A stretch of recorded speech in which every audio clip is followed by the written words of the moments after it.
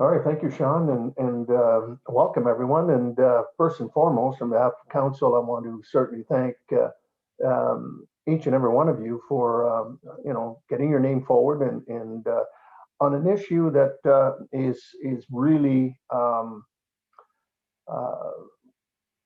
I think very important. I mean, obviously with the pandemic, we've come to realize how dependent we are on broadband and good access to it, and for many reasons, whether it's schooling from home, working from home, dealing with meetings, and so forth. We've come to realize that it doesn't matter where in rural Ontario there's issues, and so this is certainly something that council has felt that as we move out of COVID and so forth, that we start looking at ways and means and opportunities to expand and better um, to have better broadband throughout our community, and so that certainly we can continue to work. And I think that's going to be the move forward, is that there's going to be a lot more individuals working from home. I don't think that's going to be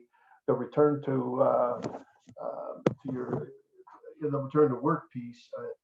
I think that's a wrong analogy, but return to your home office or a place of work. There's still going to be a huge demand for internet. So, without any further ado, I certainly want to take this opportunity again on behalf of everyone to thank you for coming forward and to be part of this serving this committee. So I'm going to start obviously with a little bit of some introductions, and certainly if you can give us kind of a little bit of a bio or a picture of yourselves, and that would be certainly greatly appreciated. And as we certainly move forward, and I'll certainly start by basically not only the mayor of the community, but also the warden of the county of Essex. And for many of you, you might know what SWIFT is, the Southwestern Integrated Fiber Technology. That's kind of the brainchild of the 15 counties in Southwestern Ontario, where roughly about 4 years ago, broadband was becoming a real issue into this part of the province. And the wardens of the day felt that it was an opportunity for us to start lobbying our counterparts in the province and certainly the federal government to start dedicating more dollars in improving that. And I really believe that the pandemic has really forced the province and the federal government to put money into the broadband expansion. So the partnership that SWIFT was able to build originally was with OMAFRA, the farming the Ministry of Agriculture, and since then it's moved on to MOI, Ministry of Infrastructure, who are now going to be responsible for delivering the $4 billion provincial dollars on broadband, and the federal government, who included another billion this year. That's about $2 billion in total, 1.8 billion, somewhere in that range. And we're waiting attentively from the province. They were supposed to announce at the beginning of July where and when and they were going to deliver this new program. A little bit of SWIFT is that we've now have negotiated with the ISPs about 95 contracts now, and it roughly represents about 22 to 30% of additional homes, and it equates to about 67,000 homes. And as you know, there's about 300,000 in the area that need to be dealt with in that corridor. At the beginning, SWIFT, it wasn't the end all be all. It was strictly a beginning. But the good news with the program has been very successful. To date, with those 95 contracts, represents about a $265 million investment. And out of that, the provincial government, federal government have their dollars, which would be about half of those dollars, and the rest was through the ISPs, the private sector, and a contribution, obviously, from the counties, the 15 counties, and then there's a few single-tier municipalities involved in it. Windsor had a little bit of a piece, Chatham, Kent, the Niagara region, and the town of Caledon, just to give you kind of a flavor of where it's at. So SWIFT has been, in its own way, been very successful. The unfortunate thing, it only covers a certain percentage, which is about the 22 to 30% coverage, and so we have a long way to go, including our own municipality, and that's why this committee has been formed. So enough about SWIFT and certainly myself, but now I'll certainly call upon Councillor Tanya Jobin, if you can give us a little bit about yourself. Good evening. Thank you, Mr. Mayor. My name is Tanya Jobin. I've been serving the community for I'm in my third term here, so it's 11 years. I've grown up in the rural community here in Maidstone, Tecumseh. I'm also very excited to start this with all of you and the initiative that a lot of you have taken. Aldo and I have been in conversations over some time now. So yeah, I'm just happy that we're all here together and that we're going to come up with some type of plan and initiatives to move this forward for our community. Thank you. Thanks, Tanya. Councillor Houston. Thank you, Your Worship. I am Brian Houston, councillor in Ward 4 here in Tecumseh. So my ward is EC Row down south to the tracks. It's my second term, here on council. And I actually grew up in rural Chatham, Kent, and did move into Windsor, Essex, moved to Tecumseh in 2003. So my day job takes me into commercial business to business sales, and looking forward to the opportunity here to leverage our ability to extend internet access throughout the entire community, and not only the rural component, but we've even got some urban pockets where we've got some challenges with connectivity. And as the mayor has said, I also have two young daughters. They're in elementary school, and when the internet went down, and I have fiber, but when the internet went down, it was quite difficult to have them continue their schooling. So looking forward to being part of this and seeing what we can do as a community here to extend connectivity as far as we can. Thank you.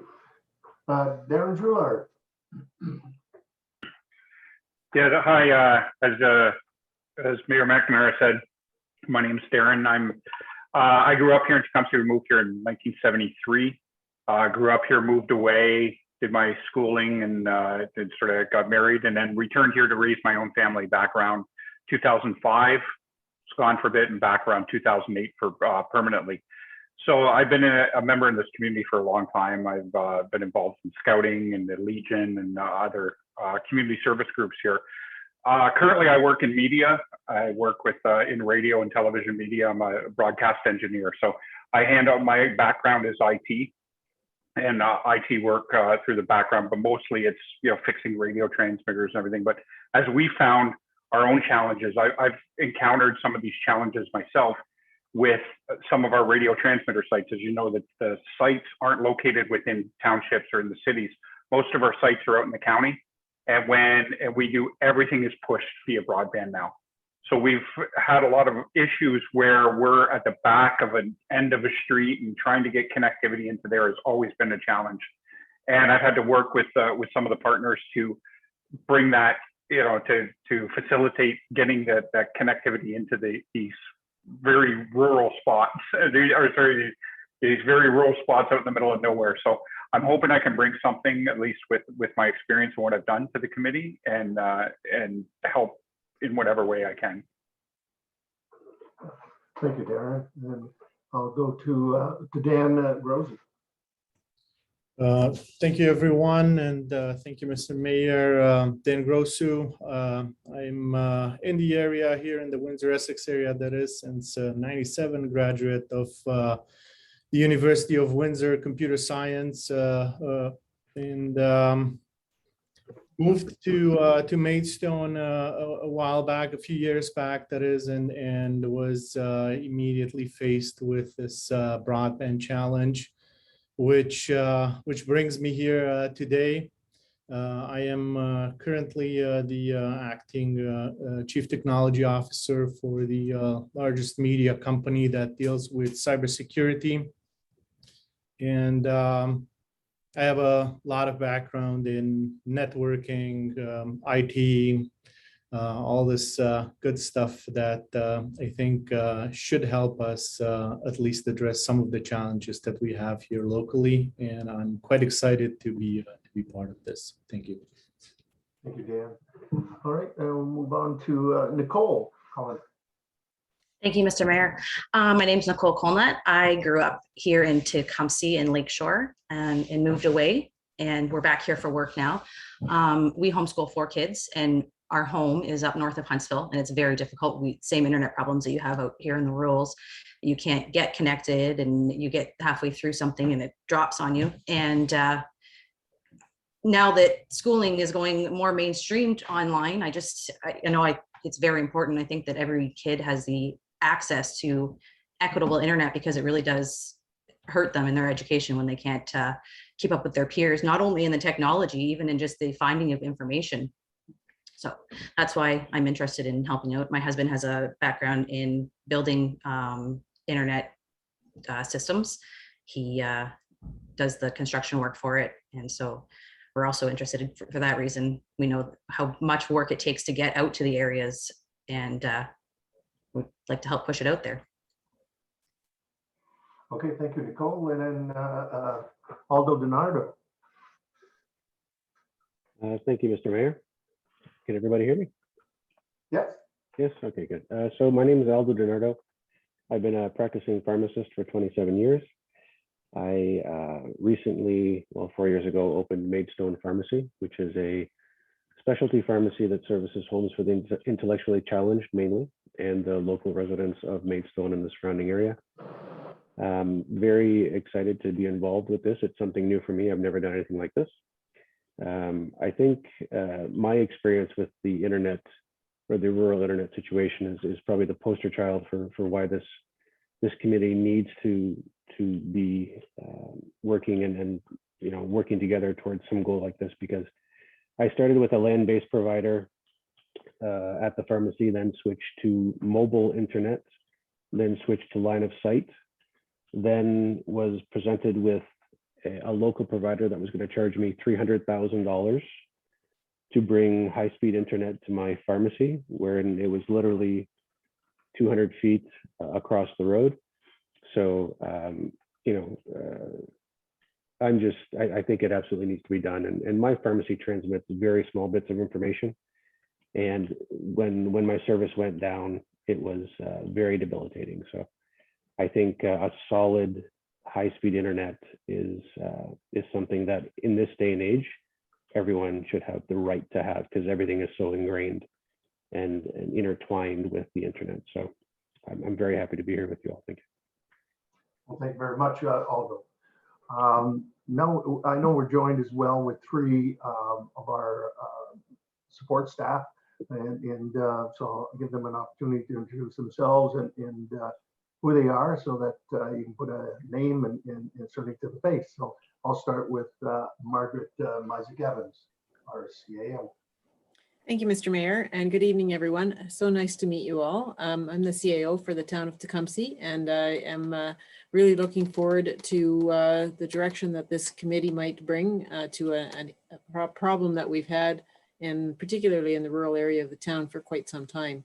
So, you know, the mayor's been very involved, as he's outlined, with SWIFT and those initiatives, but they're not moving swiftly enough, I guess. And we're looking for opportunities where we can to come up with a made in Tecumseh solution that we can promote to the public and the private sector, and see if we can get some more rapid movement on a solution. So pleased to be working with you all, and I'll turn it over to the next one up, I think is Sean. Thank you. Thank you.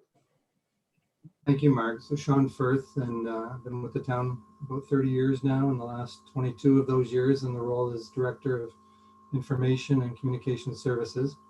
Also a resident of Maidstone, born and raised in the area, and coming to you via a point-to-point connection tonight as well. So feel your pain and your struggles. And over the years, you know, we look back when the town amalgamated in '99, and the town hall had one dial-up connection for all of us to share. So in some areas it's come a long ways, in some areas it hasn't. We have had some wins in the area with a provider going through the hamlet proper, but there's still around the hamlet and in the rural areas that we still have struggles. So very happy that council approved the formation of this committee. I think we got the ball rolling. It came up late last year, and we had a report adopted by council this spring, and then the call for nominations, and very much appreciate all of you putting your names in and being part of what hopefully is a worthwhile a committee with solutions for all of our ratepayers. So thank you, and nice to meet you all tonight. Thank you, Sean. And last but not least, Christina Hebert. Thank you, Mr. Mayor. My name is Christina Hebert. I am the Manager of Committee and Community Services with the Town of Tecumseh. I'll be assisting with the agendas and minutes for this committee, and look forward to getting to know you all a little bit more. All right. All right, so now we've got the introductions behind us. So the order of business that we'll need to deal with right now on the second item, and I'm going to turn this portion of the meeting over to Christina. And it's for the terms of reference found, as you know, in the communications portion in tonight's agenda. We are now going to be looking for nominations for a chairperson of this committee to be selected from the 7 members. And I will now turn the meeting over to Christina. Thank you, Mr. Mayor. I'd like to open up the floor to nominations, first starting with chair. The appointment for the chair will be for the term remaining, which will be ending November 14th, 2022. If I could have a motion to nominate the chair, please. Councillor Jobin? Yes, Christina, I'd like to nominate Councillor Houston as chair of the committee. And may I have a second? Yeah, I'll support that. Thank you. Councillor Houston, assuming you accept the nomination for chair. I do. Thank you. If I can have a motion all in favor. Opposed?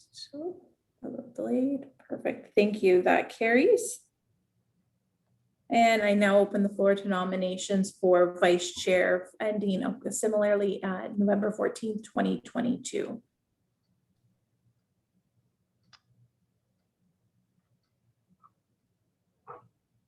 Christina? Mr. Mayor? Yes, I'd like to nominate Councillor Jobin. May I have a seconder for that? Councillor Houston. Councillor Jobin, assuming you accept the vice chair position. Certainly, thank you. Thank you. All in favor? Excellent. That carries. Thank you very much. I now turn it over to the chair. Thank you, Christina. And thank you for the nominations. So the next order of business is to call our meeting to order. That is done, and any disclosure of pecuniary interest before us this evening? None, and that will be noted. So I guess the first thing we have is a delegation this evening from Grant Street, Sierra, and IPT product manager. And Sean, I'll allow you to maybe introduce Mr. Street. Thank you, Mr. Chair. Yeah, so the one delegation we have on our inaugural meeting this evening is a gentleman who's joined us, Mr. Grant Street, who's with CIRA. Almost as soon as this committee was getting off the ground, Grant reached out. We had a very good conversation on some tools that CIRA can offer the town to help us identify the problem areas geographically within the town. So Grant, without further ado, I will turn the meeting over to you and just let me know when you'd like your presentation to start, and I'll put it on the screen. Thank you.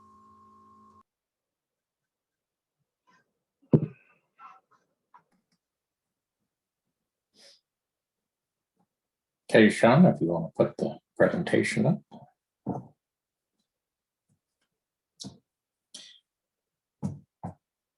Thanks, Sean. Thank you, Mr. Mayor, Mr. Chair, councillors, and Tecumseh employees and citizens. My background is I spent 35 years building networks all over the world, and including ground satellite stations, fiber optic networks, fixed wireless, and spent years assisting a small rural ISP near Ottawa to build their network out from a start of 10 towers back in 2003 to 252 now, and they cover more than 35,000 square kilometers. So that's what I do for a living or I used to do for a living, is I build networks and make them work. I can act as a resource to assist you in your committee. And my hands-on experience hopefully will be of some use to you, and you can ask me any question you like. There's no charge for questions, and I work for non-profit, so there's not much of a charge for our services either. We have a company philosophy, just trying to improve Canada's internet. And I've lived in Ontario for the last 30 years, so I understand the gap, lived with it, and I have been doing my best to make it better. Next slide. So CIRA is a neutral, that's a Canadian Internet Registration Authority, is a neutral not-for-profit organization, probably best known as the .ca folks for web pages. You may have seen our little ads on television with the Rangers and the Bears. Our focus is on helping to build a better online Canada, and we do that with security applications, grants, our internet performance test, which we use to uncover underserved areas, which there's lots of here in Canada. Next slide, please. CIRA's internet performance test allows municipalities to create what we call a lander page, which is just a URL, just a link to a site. I'll show you some slides that will show you what it looks like so people can do tests. And it's a portal allowing the collection of tests unique to your municipality. To date, we provided lander pages that include more than 1,800 municipalities and Indigenous communities across Canada. 3 provinces have started province-wide rural testing as well. We have collected to date more than 1 million tests since our start with IPT in 2015, and we receive an average of somewhere between 800 and 1,000 tests per day. CIRA's internet performance test is unique in that it is an open web-based service that allows everyone in Canada to both participate in and visualize what Canada's internet looks like on a map. No new equipment to connect in your home, no software, just to click on the link and do the test, and then we collect the results and we provide reports on them. It records the test for ongoing analysis and reporting so Canadians can actually see if things are getting better, and they can see it right on a map of your community. The test uses independent servers and internet exchanges located in Tier 1 cities across Canada, the closest one to you being Toronto, with others in Vancouver, Calgary, Winnipeg, Montreal, and Moncton. And we're increasing that probably every couple of years, we add 1 or 2. So all of this network is maintained by CIRA. And this is as opposed to tests run by most common speed tests, which rely on connections to the closest possible server, usually on the internet service provider's own network. So if you get an Ookla test or Test Now or Speed Test Now or any of these others, what they're doing is quite valid. it will prove what their network is capable of, whereas the IPT tests your connection throughout your whole internet experience, going what we call off net to the major connections, outside of your own locality, and so you can do your banking and your surfing and download video streaming and all that kind of stuff. That's what we're testing. We're testing your ability to do all those things. Finally, IPT is a quality test as opposed to just a speed test, and it looks at dozens of test parameters of everything that might affect an individual connection. It is truly a real-life test. Next slide, please. The Internet Performance Test is ideal for regional and municipal development because it provides the real-life results mentioned earlier. CIRA is a trusted, neutral, not-for-profit that is independent from all service providers. The collected data can provide municipalities benchmarks to show what their internet service looks like today and measure how it changes in the future. There's also private equity funding projects that use the IPT data as a basis for engineering and budgeting municipal and other projects. And your CAO mentioned a few minutes ago about trying to find the public partners out there. They are out there. The news is sad right now, and it's there's a lot of deficit in coverage, but it can be made better. These companies using IPT data could provide your municipality, all of Ontario, or even all of Canada, strategic and engineered budget. It's tough, it's hard to do, but they use many different databases to measure the gap, which IPT does for them, and then geographical and other databases to plan out exactly what it is you need and present you with options. IPT is also being used as a project management tool. For example, by Pictou County in Nova Scotia, who are currently executing the largest rural project in Canada today, to prove that internet improvement projects deliver what was contracted for, including they include payment approval as work is completed for the requirements that they have specified. Next slide, please. CRTC, the CRTC, Canadian Radio Telecommunications, has identified the minimum services all Canadians should have access to. That's 50 down, 10 up, 5 milliseconds of jitter, 50 milliseconds of latency, 25%, 0.25% or less of packet loss. That's just the rough numbers. Sorry, can you go back, Sean? Those are the rough numbers of the technical side of it, but you guys don't have to know any of that. What you have to do is just understand what the requirements are, and then we can help you measure that to see if you're getting it. IPT testing will clearly show if those requirements are met. Tests are by date and time to individual building like homes and offices. It identifies who the ISP is for each test and location. There's an ability for people doing a test to provide information on what services they are paying for if they choose to provide it. Next slide, please. So this is what, kind of hard to read, it's a little small, but this is what it looks like. There's a test ID to prove there is a unique ID and none of the data is being manipulated. As a test date, geolat and geo, so latitude, longitude, location, download speed, upload speed, latency, packet loss, as I mentioned before.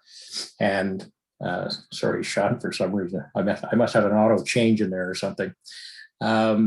So it tells you who the IP is, the IPT is. It tells you what the IP number is. And here's where I mentioned that people can fill in, if they wish, what their speeds are, which you can then use to compare against what they're getting. Next slide, please. So how are things in the internet in Canada? Here's how the urban rural internet comparison looks from January 2020 to April 2021. As we all know, there has always been noticeably better service in the cities and more populated areas where internet is mostly connected by wireline services like copper, cable, and fiber. At the beginning of 2020, urban download speeds were about 7.5 times better than in rural areas. And you can see that things have been changing drastically since the start of the pandemic. which is right where this dip is right here. And, you know, there was so much demand on the internet that people's ability to connect went down. There was so much load on the network that people's speeds were getting a little slower and slower.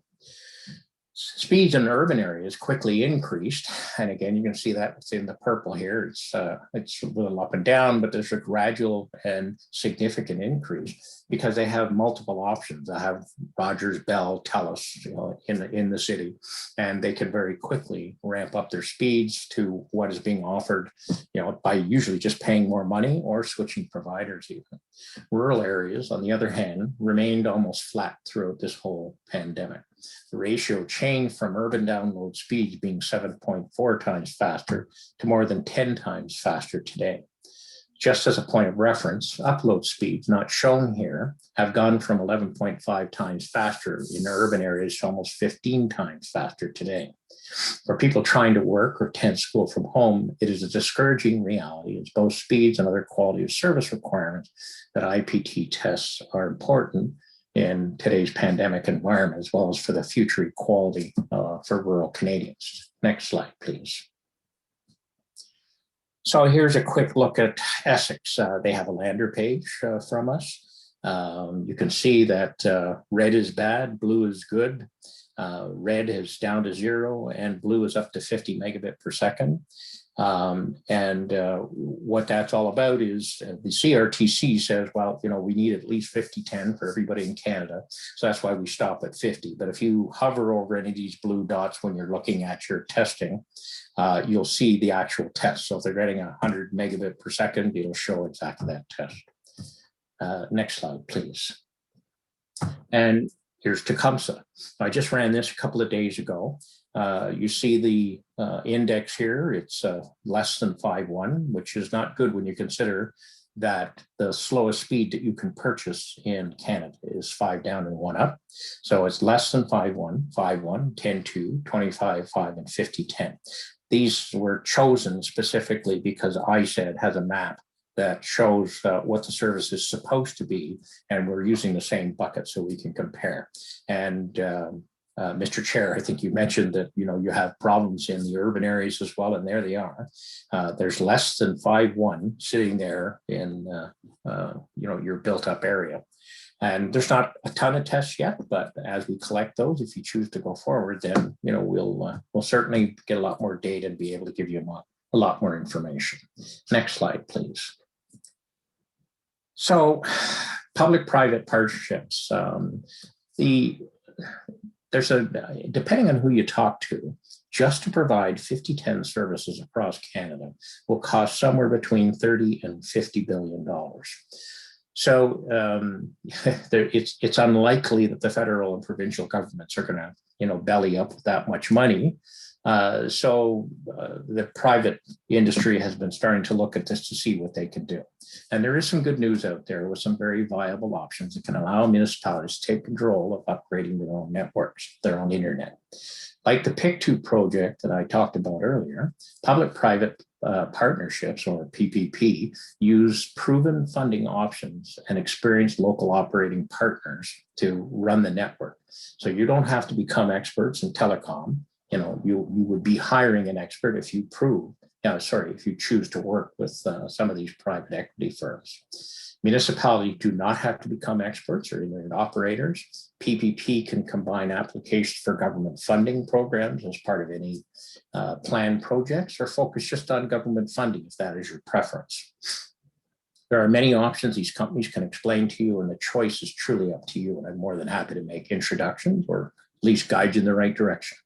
CERA's IPT data is used as part of defining the project requirements, like I was saying earlier, and they let you decide. They'll present you with a whole bunch of options saying, okay, you know, this is utility-based funding over a 20 to 30-year period that will actually generate revenue for the municipality. And then you can use that revenue to both pay off the network as well as grow it and make sure everybody gets an equitable connection. These kinds of opportunities have multiple options for municipal involvement and participation that can be carefully explored and understood to allow custom design project that fits each municipality's need. The municipality can own part of the network or not, as they choose, and most important, take on a decision-making role in how best to provide internet to their taxpayers while earning revenue on a known calculated basis, based on a business plan agreed to by all parties. They and you will know the number of internet users for each project, so projections are very reliable, we found historically. These PPP alternatives allow municipalities to start work on upgraded networks in very short timeframes, literally months in many instances. So there are, there's options for you out there. As I said, I'm willing to take my many years of experience, and I do that with all of our different clients that have lander pages. And frankly, if someone calls us with a question, we simply will pitch in and provide what information we can. And that's my presentation. Is there any questions?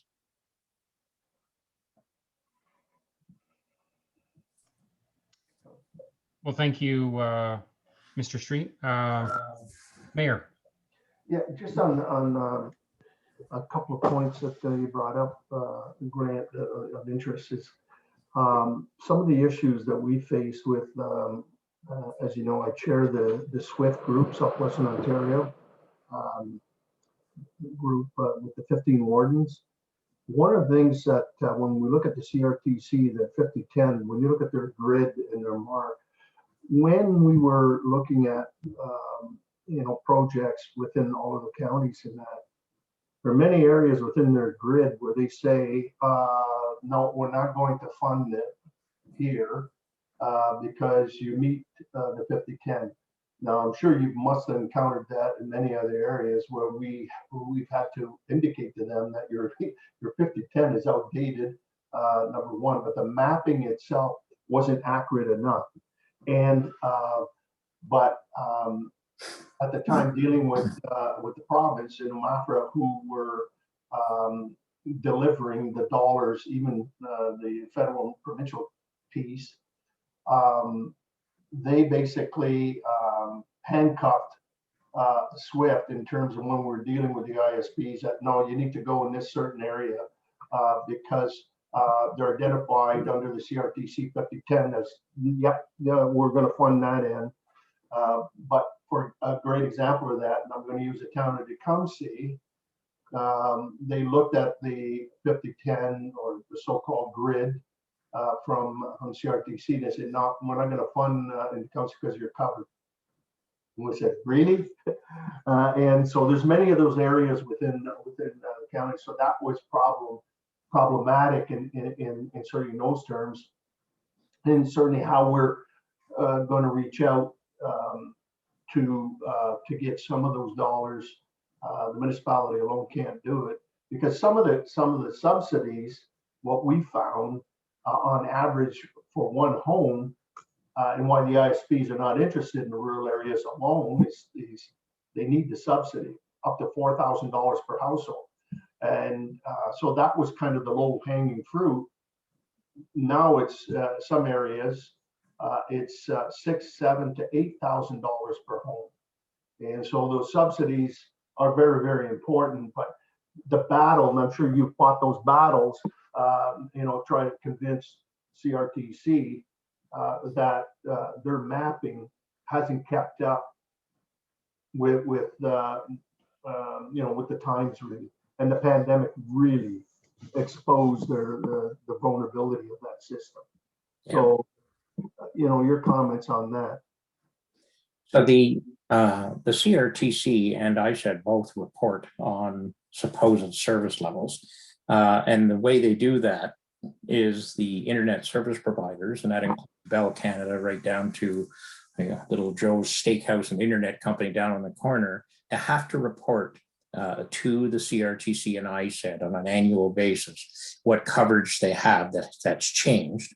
And I believe it's every 3 years or 5 years, they have to submit a full upgrade of the information. So they're basically taking, they being the CRTC and ISED, they're taking the vendor or the internet service provider data and presenting it as factual, when in fact it's often overestimated.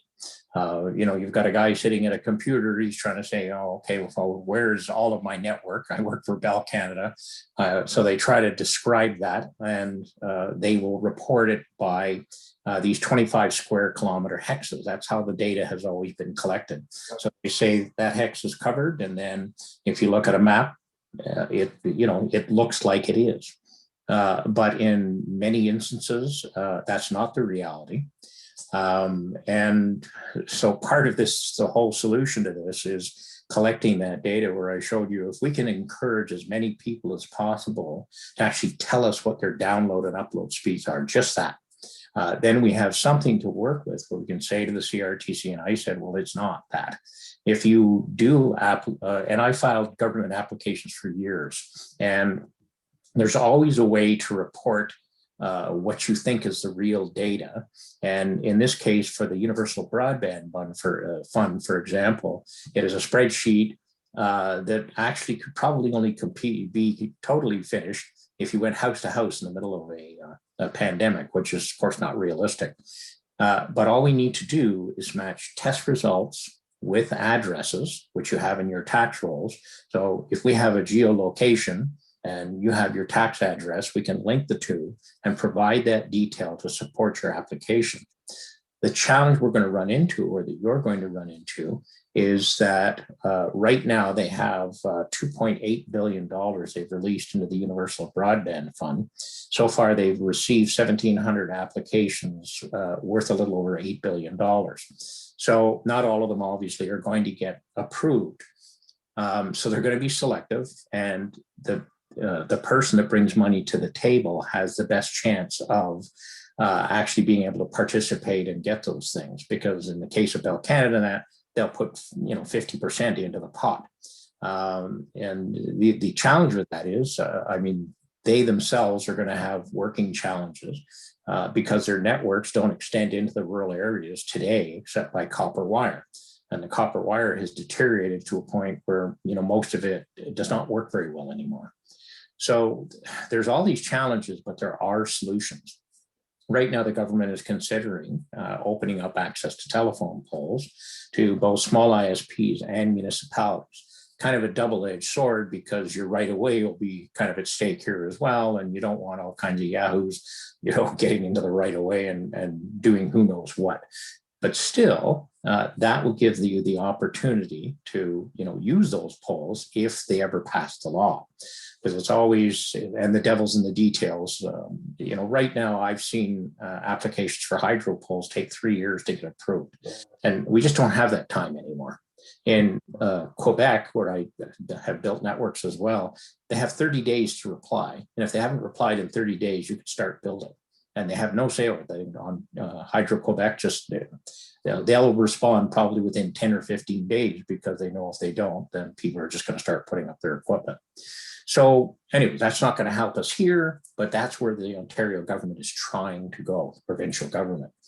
So what we need to do is, as your committee starts getting its feet wet, is to try to describe what are the areas and that really need it. And you can see from the map that I showed you that there's some pretty poor internet. So we need to identify as much of it as we possibly can, and then draft a reasonable, have conversations with different, consultants if necessary. Choosing a consultant can be a challenge, but these public-private partnerships, these are private equity firms, and they're big ones, and they will fund the whole project and work with you on defining what that's going to look like. And they do this for buildings, they do it for sewer and water and bridges and highways. That's what utility-based funding is all about. So it's a good alternative. It's not for everybody. Pictou County funded their own. Sturgeon County in Alberta funded their own. In the case of Pictou County, they also had their not-for-profit consulting firm called iValley. They helped apply for funding. And so far, they've gotten $4.8 million out of the Universal Broadband Fund, and they're going after another $12 million from another source. The larger portion of the Universal Broadband Fund. They may get it, they may not, but you're entering into an agreement where what your cash flow is going to be. And then you apply for this funding, and anything you get, just comes off, the bottom line, if you will. It literally reduces your cost. So there's ways to do this. It's just finding, identifying what you need to do, and then working together to see how we can put it all together.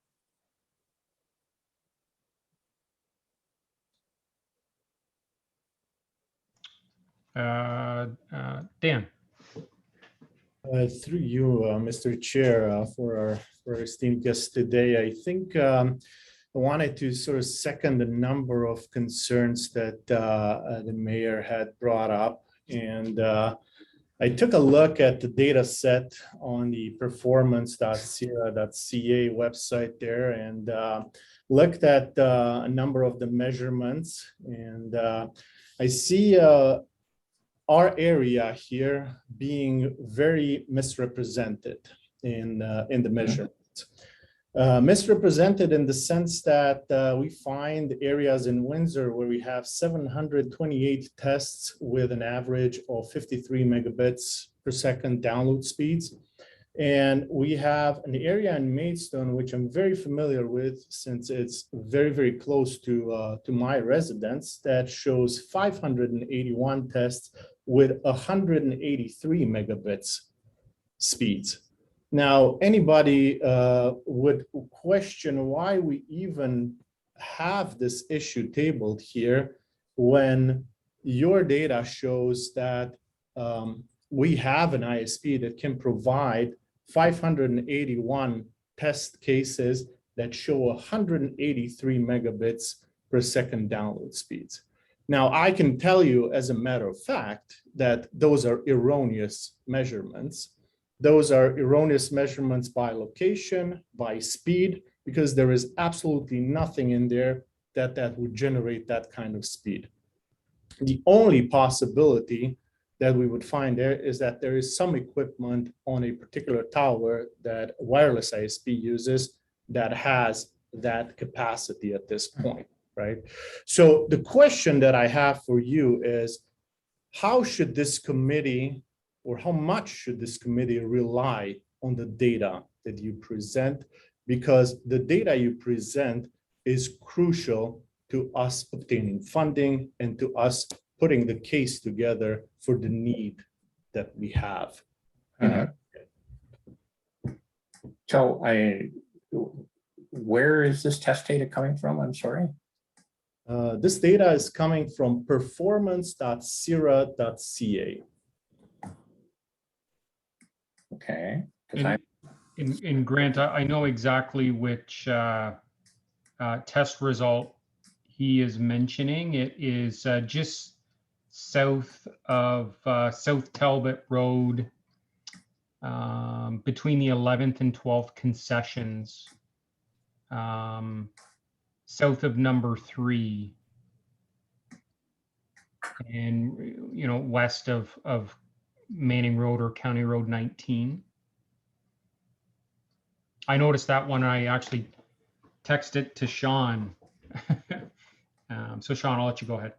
Yeah, Mr. Chair. I think I know the property you're talking about. So the benefit of getting a lander page is you can't just see the speed. You also see the other data that Grant provided earlier, who their ISP is. So in that case, in that area, I believe there was somebody that actually owned an ISP that lived down the road from you, Dan, that it might have had access to some. The other alternative is using your phone or mobile hotspot. I've gotten those speeds here at my house. So if I'm using my phone as my internet and I run the test, I've gotten 150 or 200. So we as a Joe citizen, I don't think, and Grant can correct me, we can't get into the nitty gritty of that data point other than the speed. But if we do have the lander page, we can get the XY coordinate in addition to their provider to validate Dan's concern that there's no way, and I know the concession well too, it's not too far from here, and there's no way they're getting that speed from a wire. So, I mean, I'm just looking at the .ca site, the performance.ca site, and there's a lot of dark blue sitting up right along the border with the United States in a pretty heavily populated area. So I'm not quite sure. I know the data is accurate. I've been doing this for quite some time now, and I'm just looking at these blue dots, and they seem to range anywhere from 45 megabit per second up to, in some cases, oh, that's a good one. So yeah. There's the anomaly. Yeah, that's it. But I know in that area there was somebody that was Right. affiliated with an ISP. But again, I mean, not having access to the data, you could drill into that on the back end and see, okay, these 581 test runs, what were they using for their device? Was it an LTE device on the mobile network? So, I mean, what I need to do is go look at that one. I mean, I can look at a number of them. The one thing I can tell you is if it's sitting anywhere in an area that has fixed wireless, it's not getting anything better than 5010. That's the math. It's just not possible. You know, you're not going to get anything better than 5010 with fixed wireless, and even that is going to be relatively expensive, but not too bad. And only a fiber is going to deliver 100 megabit per second or plus. So a lot of this, I would have to drive the area, and I can do that somewhat. I'm just looking at that one blue dot that you showed me with the 184, and it's not even sitting in a location where a house would probably be sitting. So, you know, I suspect somebody is, you know, played a game with the data. I don't know who that would be, but believe me, there are people out there that will do anything. And I will look at this, and, you know, what you're now flashing up there on the red dots, that's more what I would be likely to see in these areas. But you can see there are pockets where there's a lot of tests done, and there's some blue tests just down below off Talbot Road there. That'd be Essex. You know, it's quite near a populated area, but even they have problems. You can see there's some good tests and not so good tests. And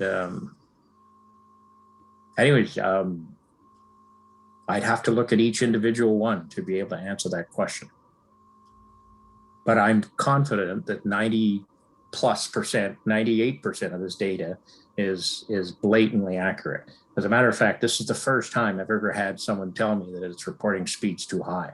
You know, Bell Canada and everybody else kind of hate us because we hold them accountable for what they're reporting. Yeah, that's my house, and that's probably on a good day. Dan's here somewhere, and Dan, that's probably close to what you're getting, I'm guessing. Yeah. So yeah, we'll have to look at drill down on that one just to see to allay the concerns, I think. But the rest of these red ones kind of make sense. These ones probably haven't been run because we do have a cable company that goes through here now, so they just haven't been run recently. Yeah, well, I'll go have a look, and I'll send you something tomorrow after I've had a chance to poke at it. And we'll see what's going on. Thank you. Thank you. Councillor Jobin? Thank you, through you, Mr. Chair. Grant, on that map again as well, the IPT testings, there's a big section there that has none. And you had stated that to obtain that information, you had to use a tax roll and a GIS mapping thing. But however, I'm in that area where there's nothing tested. I would gladly reach out to the neighbors along 46 there and up along the two concessions. It wouldn't be difficult to throw a flyer in or around a mailbox, because some of those are still rural mailboxes, so it wouldn't be difficult to do. Or is there a link to some type of form, or I don't know, and I could even share that on our social media, on my own social media. We have some other groups locally in the municipality that if I can just direct people so they could submit that data and how they find that data, that way we can start that conversation and get that information. Yeah, and that's a good idea. You know, social media is better just because sending them a link is easier than giving them a piece of paper and asking them to type in the link. It's you know, it's a bit more complicated, but you know, so the fastest way to do that is to to do that electronically. Now, whether you decide to go ahead with a lander page or not, if you take this experiment on yourself, we don't make a ton of money. We make zero money off of I hear you. I States, hear you, actually. And so I feel you. Yeah, so do the testing and I will download the tests and I'll give them to you. I have no issue with that at all. Okay, and how do I provide that to get that information? Well, go ahead, Sean, I think. Yeah, I think, so tonight was to give the committee the rundown of how the lander page would work, what data was available to it. And the first part is, Rome isn't going to be built in a day. And the purpose of this was to give it a few months between our two meetings to really get some data in, market this, like Councillor Jobin expressed. We were if approved by the committee, going ahead with this, marketing it through all our social media channels, our website, registering a domain name that redirects you to our lander page, something simple like Tecumseh Broadband.ca, something easy to remember, or something catchier that the committee can come up with. We're more than happy to do that and get as much data as we can to get this decision-making and planning process going. So, Mr. Chair, what I'll do is I'll send you the link for the test site. You can circulate it amongst the different committee members. And let's, if you generate tests, I mean, we can have a look at this and just put them all together, and I can help you interpret the data. So I guess, yeah, so sorry, Mark. And sorry, Mr. Chair. No, that's fine. Go ahead, Sean. Just subsequent to that, again, the fee was nominal. And I guess pending the anomaly here that was pointed out tonight, if the committee is comfortable with proceeding as discussed, administration can take that direction at this point. I'll let Mark chime in as well. Mr. Chair, I think she had a question, or maybe Dan as well. Yep. Go ahead, Mark. I just had a question for our speaker while he's still with us. When you, based on your experience, and looking in your crystal ball with respect to building these networks into the future, today everybody's trying to strive for fiber, and but what about tomorrow? And I know that we've been approached in the past about municipality building its own network, or getting into a partnership with a entity to build these fiber networks, and a 20-year deal and that type of thing. But then what, right? I mean, is that going to be the answer in 20 years, or is it going to be subsumed by something else? And will we get stuck with this network that is in our public rights of ways? And what does the future look for that? So I built the first fiber optic network in Canada for sure, and probably the world, between 1980 and 1984 in Saskatchewan.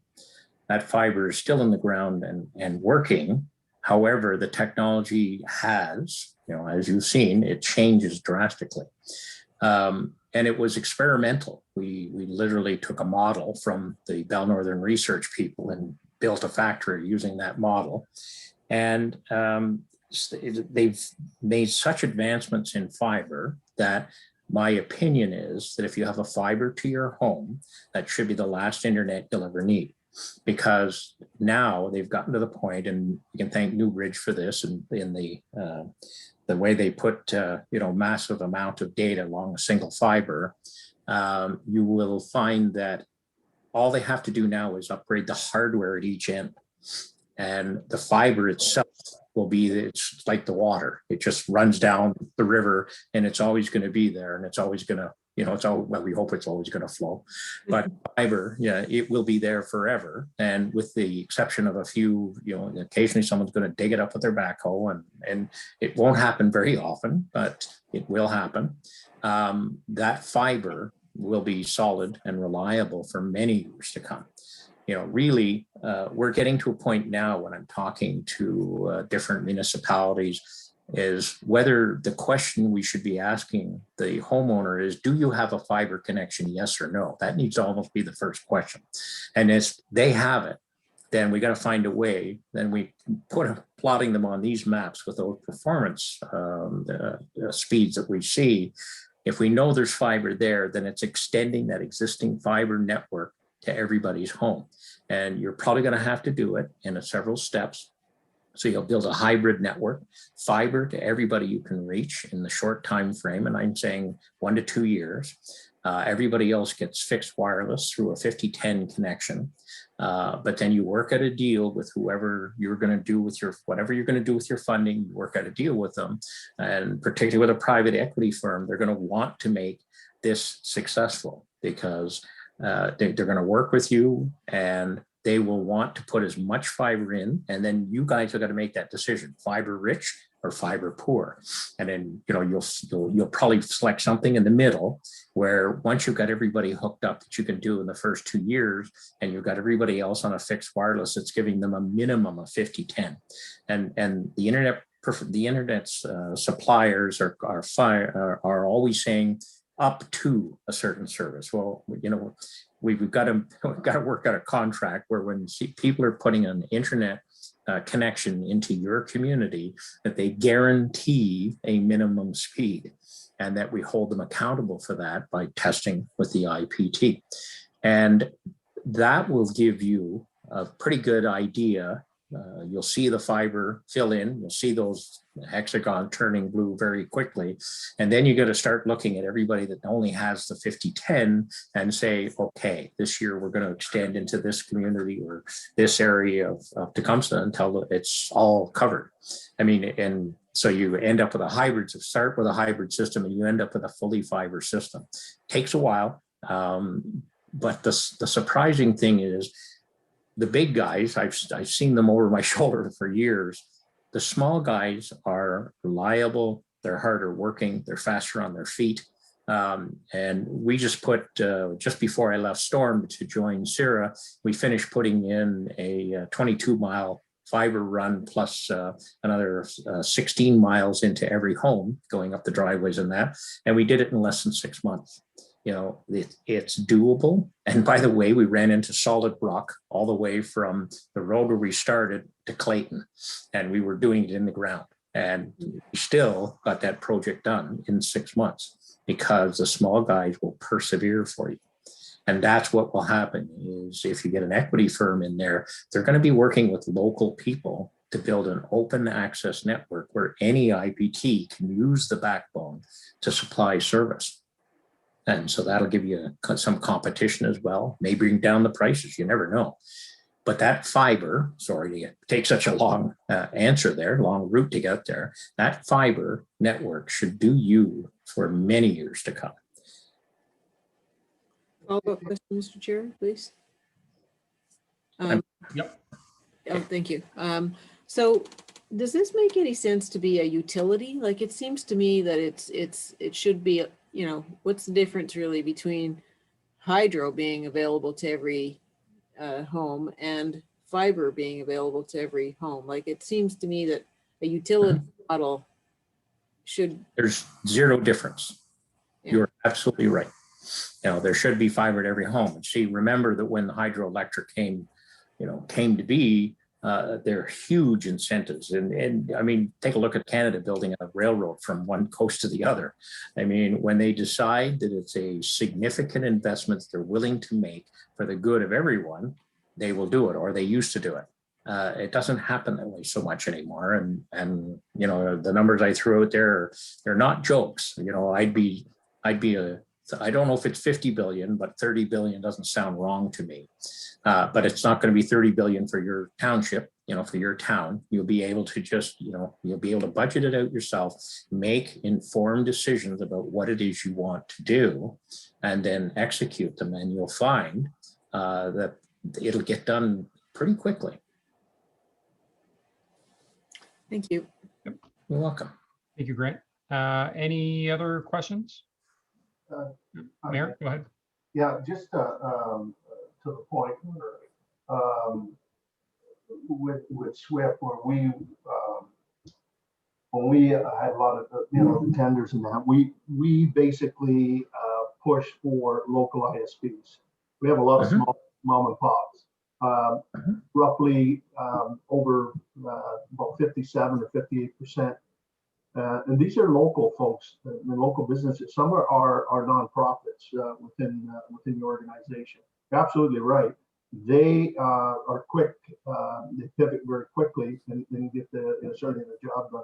The biggest problem we're having now is that the pandemic has caused great shortages in fiber, and even for some of the project, we've asked them who have been successful is like, go and order your fiber now before you even finalize the engineering, because there's a lag of 9 months in delivery, and so we're running on a clock that we have to have our 95 projects done by mid 2023, and so you lose 9 months. It's critical, but that I firmly believe in local ISPs. The big guns, and I'm glad that you're talking about fiber and wireless and so forth should be a last resort where you can't get fiber to them. A good example of that would be Pelee Island, which don't have the coverage. Wireless makes sense, and then and so forth. We stress fiber because, as you know, wireless, the more you connect within that system, your speeds go down. Satellite service, Skylink is also a stopgap, I think. So we've heard even from Elon Musk, who said, about satellite service. He says it's not the end all be all. It's a quick fix to a bigger problem. And because the more you hook up, then you have issues. So fiber is the end goal, and no question. The other point that you made, I just wanted to raise as well, is that on the urban side, not a problem with the utilities, the poles. We own the utility. The rural area, which is the vulnerable area, Hydro One owns the poles. And we're working through our municipal association, the Western Wardens Association, SWIFT. We've had meetings with the Minister of Energy to basically change the ability. So on one hand, you want to give all this money for development, but then you own the utility that tells you, no, we're not interested in having your wires on our poles. And so that's that's a point that needs to be certainly dealt with. I just wanted to make that point, Mr. Chair. What's the ground like? Is it rocky or is it? Here, no problem. I think we can go underground. It's not an issue. I personally think underground's the way to go, and so forth. But anyway, I'll leave it at that. We grow a lot of crops here, so no rocks. Yeah. Okay. So, I mean, there's your answer. Just bury it. Yeah. And hydro can take a hike. Through you, Mr. Chair, this is just going to be some food for thought for this committee, okay? So I still represent the entire municipality and the Ward 5 residents. Some of them don't even have, as we were talking about, utility-based funding. There's still a number of houses who don't have town city treated water. Dan and Aldo, just across the road from you at the corner of Manning Road and Highway 3, that new build, not connected. Dan, your entire road. And now we talk about different policies and procedures over time that have affected the buy-in or buyout. It was by a majority rules type of deal thing. So if we're looking at this at a utility-based funding, those are things to keep in mind, that some of those residents may come back. I may get some negative feedback and saying, well, you're advocating for this Wi-Fi service that's going to cost, and you're developing a funding program and getting all these funds for this utility, and we still don't have rural water. But there will be language in there as well to help define that response to the residents, but just be aware of that as we go forward with these discussions. You have to, keep in mind this committee, there's other things that will come about that affect how we go forward. Yeah.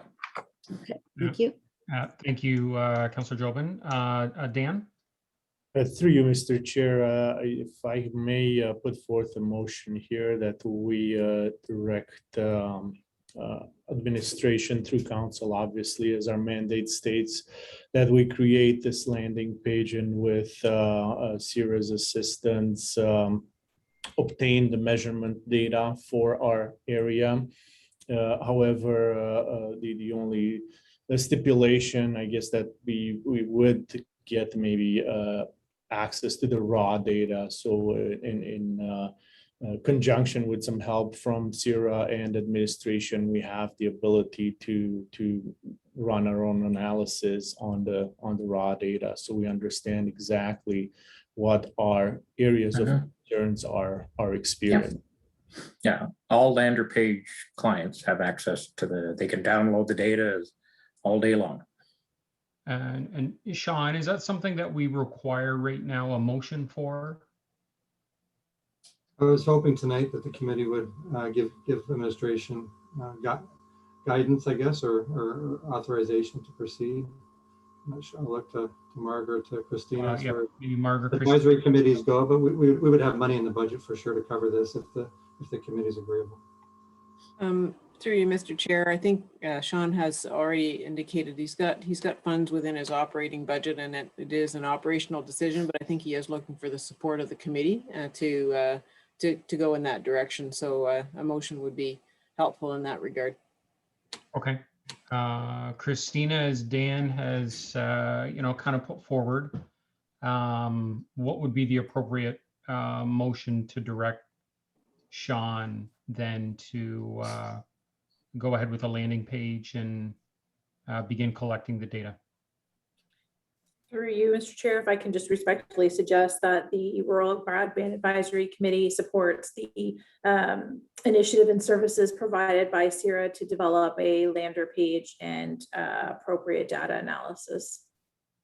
Okay. Then and I would support that, and I think we can't move forward without having the data in front of us to know exactly where the weak links are and start building point.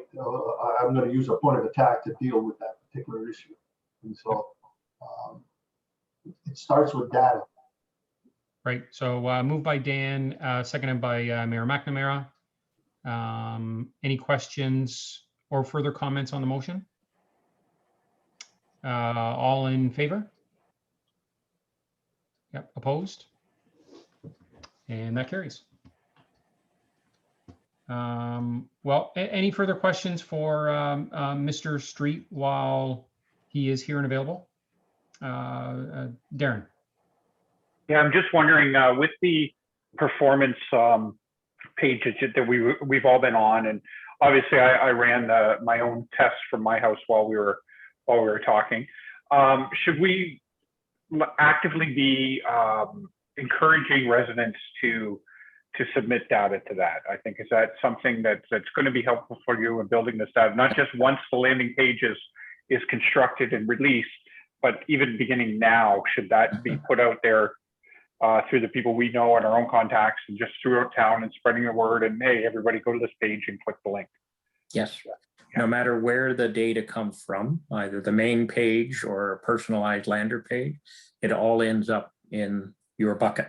So it doesn't matter where it comes from, doesn't matter what what lander page we use, it'll all end up in your data. And so yes, if you can get the main page out, and again, Councillor Houston, Mr. Chair, I'll send you the link. Of course, most of you seem to have it already, and get that out there and start collecting data, because it's never too late, never too early. Yep. Well, I think that's what I was suggesting, what Sean was suggesting, Yep. and we need to get that data sooner rather than later, and we need to start Yep. building the data so that we have it. That's correct. Yes, I agree. Yep. And Sean, is there any thought given already to a temporary landing page or a sub page within the town's domain to host this or push out for residents? Yeah, like I mentioned earlier, we've already had the beginnings of an awareness campaign formulated for this, pending the committee's approval. So that being said, an easy way to get to the lander page, and again, launched it through all our social media channels and council notes, and like Darren said, however we can get the word out. Basically, the message is help us help you to the restaurant, to our residents and businesses. So it'll all be shareable, and you can forward it to your networks as well within the community. Yep. Darren, did you have a question? Yeah, I was just wondering for Sean, because of with the town site, the site that we have now, is it possible to create a speedtest.tecumseh.ca or something quickly, or would that something that would take time to put together? Yeah, we'll just register a domain name and redirect it to the landing page. So if committee members think of something catchier than I can come up with, just send me an email. I think you'll have my emails through the meeting invite. If you don't, I can get it to you. But yeah, in the next day or two, or by early next week, and we'll get that going. Okay, thanks. Yeah, and I just need the shape files, and it takes us a day or two. Maybe something simple and easy, Sean, is like testtecumseh.ca or tecumsehtest.ca. So what it'll come out as being is performance, just a second, what it'll look like is performance.sierra.ca Tecumseh is what it would probably look like. That would be your URL. Yeah, we can redirect to. We can do a friendly URL and then redirect to the one that Grant just mentioned for sure. Yeah. Okay. Any further questions for Mr. Street? Nope. Aldo. I guess my question would be, what's the average up and down you can expect from a point-to-point or a satellite service? So Elon Musk, I've been getting hundreds of tests for SpaceX, and he's doing pretty good. It looks pretty promising. Their problem is going to be that the network is not complete yet, so there's gaps. So you suffer some outages throughout the day. I've seen 125 down and 70 to 80 up.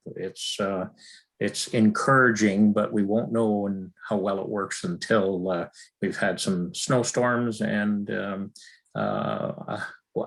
network is complete and loaded. Because if you get hundreds of thousands of people, it might slow down.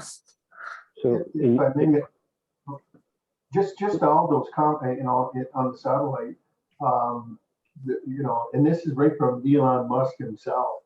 And, in terms of traffic, it's just, the best way to explain it too is at the very beginning, it's going to be very good and very strong. It's like the 401 and you're driving from here, the traffic's not bad. But as you get to London, it picks up. And then by the time you hit Toronto, it's a parking lot. That's the reality of satellite. Satellite is a quick fix, short term. But again, it's the investment, and then so not to lose the focus of the short, the medium, and the long term. And in particular, I think that's important that we take that into consideration. Yep. Aldo? Yeah, that was why I asked the question with regards to the satellite. If the purpose of this committee is ultimately to bring fiber everywhere, you can't lose sight of the short-term goal with this being as important as it is to get into as many homes as possible at a minimum of 50-10. I think that ultimately it in my opinion, it should be a multi-pronged approach or multi-leveled approach where, just like with the COVID vaccine, we're trying to get as many vaccines into every arm as possible. Get that 50-10 into as many homes as possible with the ultimate goal of fiber and an amazing immunization / internet service in a reasonable amount of time. That's all, just servicing as many homes as quickly as possible. Yep. Excellent strategy. I agree. Dan.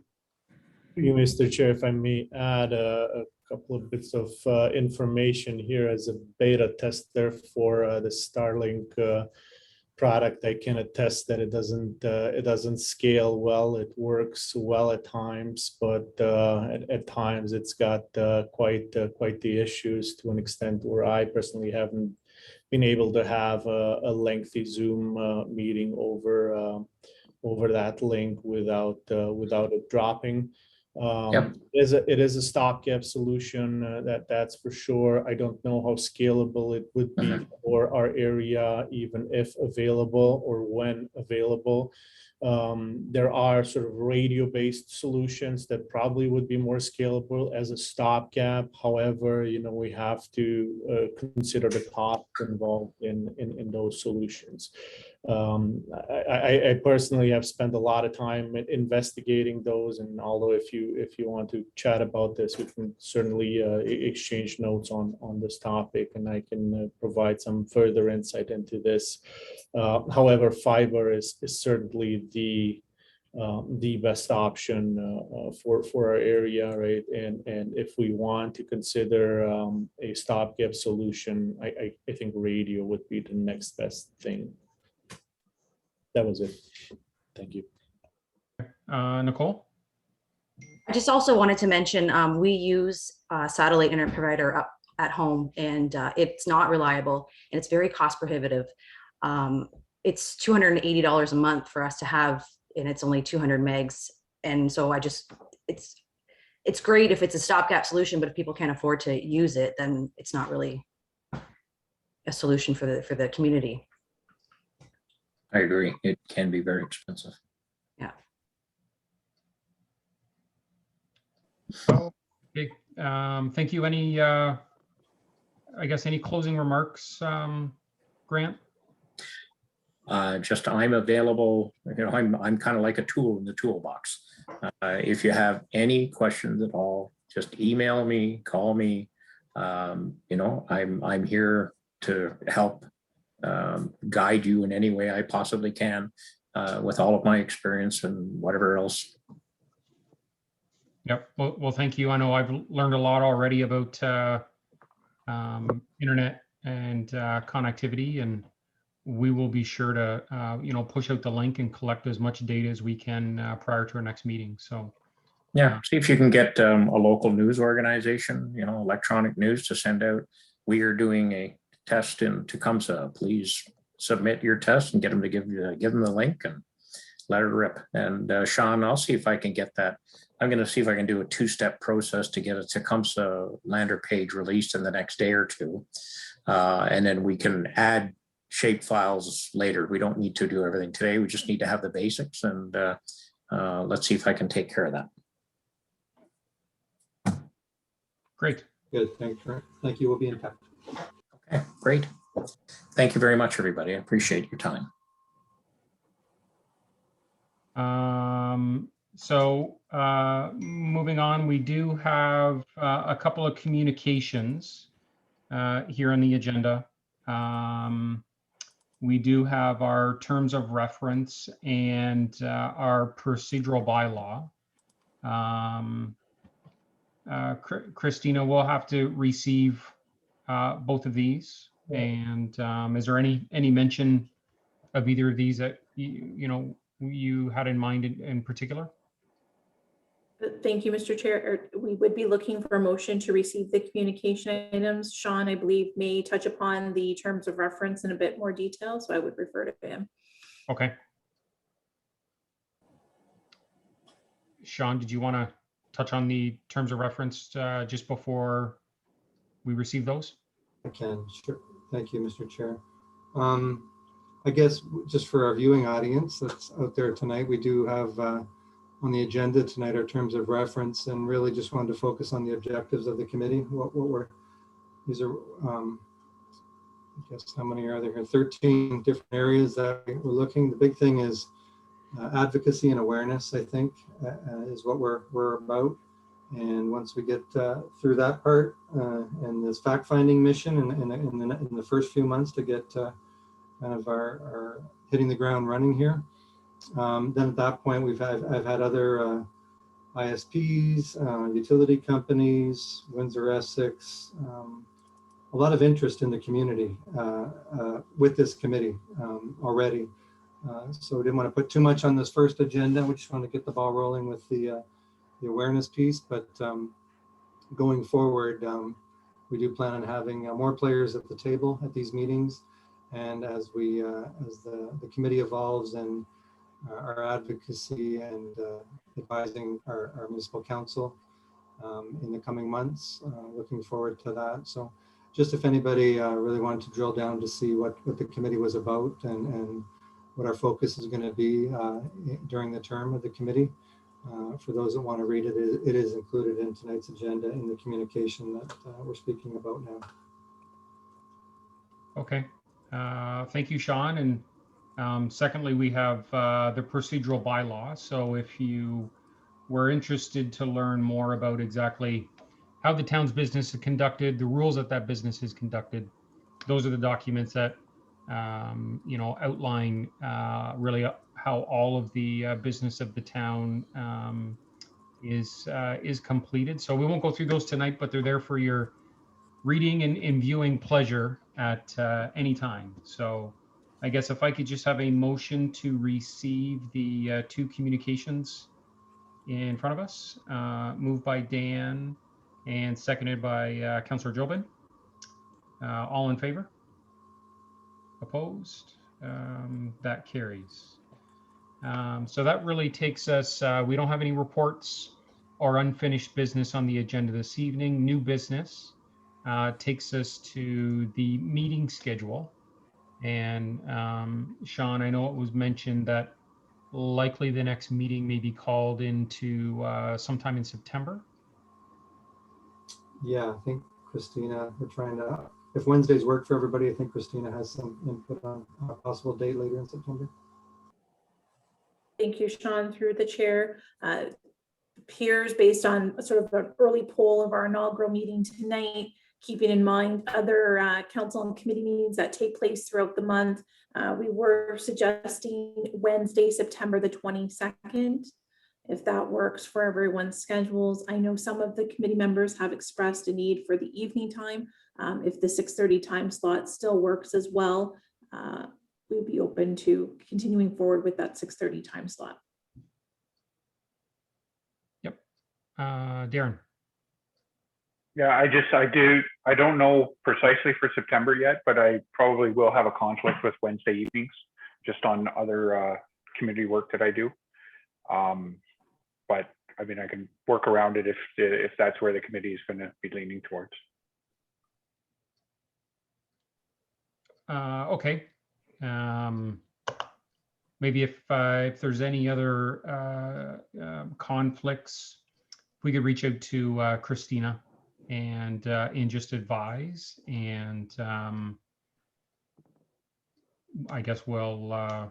Yeah, I'll go with that meeting for the date that she suggested for that. It's just if we're going to keep pushing forward on Wednesday evenings all the times, it may it'll get to be bothersome after a while, I guess. Okay. Well, thank you, Darren. And that really takes us to the end of our meeting. So thank you again to everyone again for your time, for your interest, for the questions and the conversation that we had tonight. So I will look now, I guess, just for a motion. I guess maybe Sean or Marg, Mayor McNamara, any comments to kind of close out the meeting? The only comment, Mr. Chair, I just say chair, and I think it was a good meeting. I think folks are obviously very passionate about moving the agenda forward, and I'm looking forward to to see where the gaps are and get the data, and I think it's very important. Once we get that, I think we'll certainly have a better handle in terms of making those arguments and looking at those buckets of money that province and feds have, and maybe those partnerships. Because I think in terms of meeting the challenges of those dollars is dealing with the CRTC and I'm going to say they're antiquated and really lack of really solid data to make the decision. And it, you know, when I looked at Tecumseh's area from the perspective of CRTC, I just kind of threw my hands up and said, this is baloney. You know, it just doesn't. I mean, these folks haven't got a clue, and so it's almost as if they look broadly in certain areas of the municipality, and they say they target that over their grid. And so if you meet the challenges in certain areas, then it is what it is. And so it's very, very difficult, you know, for us to move forward in that. So we have to make those arguments. So, and what's good about September coming is hopefully we'll have a better idea in terms of what the province is going to elaborate, because they're saying fiber to every house. Well, I don't think they can do it in $4 billion, but anyway, that'll be the challenge, and at least we'll have a better idea in terms of how we can leverage some of those dollars as well. Yep. Great. Sean. Yeah, and just going forward, this is a committee that I'm not steering the ship by any means. So if you have any agenda items before next September or delegations that you think as a speaker might be beneficial to our cause here, please let me know and we'll investigate, or if it's a topic you want researched. There was no admin reports on tonight's meeting, and just thought we'd get our feet wet with the lander page, but you'll see admin page usually discussing a topic for you to vote on and discuss with a little more, I guess, meat and potatoes to the next meeting. So again, if you have anything, feel free to reach out if you want something looked at or brought up on the next agenda. That'd be great. Thank you. Okay, thank you. Oh, Dan.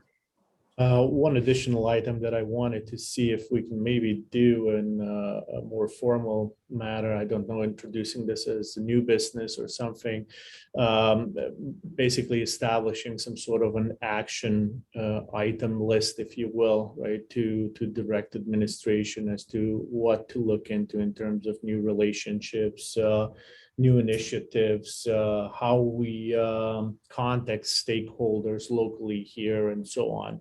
I feel, at least for myself, that we're getting off on a very good start here, but I think with lack of concrete action items, we will have a hard time making headway. So I'm not sure from a procedural standpoint if this would be sort of a motion to introduce a new business item to somehow formalize how, I don't know how to even phrase it, an action plan, if you will, right? That's in line with the stated objectives of the committee. Sean, I see your hand up. Yeah, and Mark can correct me if I'm wrong, because I usually am, but these would probably be items that will be found on the unfinished business list. As you give us direction to do things, we give you a status. This is how it works in regular council meetings. We give you a status of what you've asked us to do. So I think those action items, that'd be a good place for it, is under unfinished business. We didn't have any time because it was our first meeting, but Mark, does that sound like a good spot for Dan's question? Sure. Through the chair, I just wanted maybe a little slight nuance here. I think that you're bang on, Dan, with respect to an action plan. I think at this point, what I'm hearing Sean say is that we're kind of in the exploratory phase here in terms of trying to understand the, where the committee members are at, what they want to bring to the advisory role. This is a committee that's going to advise all members of Tecumseh Council, which is the decision-making body. So I think what Sean is suggesting is if you have an idea or concept or what have you that you want explored further, we can certainly add that to an unfinished business list for the committee and try to kind of rally that into, eventually parlay that into an action plan. And we have three members of council on this committee to parlay that back to council as needs be if it's going to take resources or what have you, right? Because that would be over the purview of the committee. It really does need to be council led at that point in time. Does that help at all with trying to? Yeah, understood, and that works. Thank you very much. Okay. Well, with that being said, again, thank you everyone for your time and interest this evening. And I will just look for a motion to adjourn our meeting. Councillor Jobin and seconded by Dan. All in favor? Opposed, and that carries. So thank you very much and have a wonderful evening. Thank you.